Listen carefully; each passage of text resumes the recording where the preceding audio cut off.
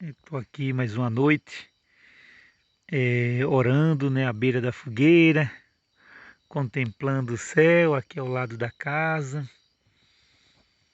E aqui está um céu, poucas estrelas, mas estamos aqui como eu gosto de ficar no pátio aqui do sítio, né, orando.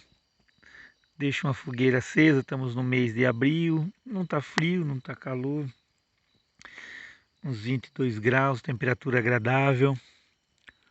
E sempre com o hábito de falar com Deus diversas vezes ao dia.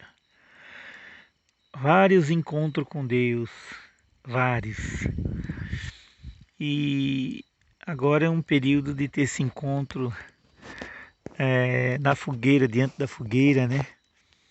Eu estou aqui sentado, orando com a lista de oração. Hoje, mês de abril de 2021, quase 900 nomes na lista. E orando, né, intercedendo pelo mundo. São orações por pessoas, por situações, por nações, para que seja repreendido o mal, né, as trevas que está tomando conta do mundo, né, essa batalha que nós estamos travando desde o começo do planeta Terra, desde a queda de Adão e Eva do paraíso, que está deflagrada essa luta do bem contra o mal.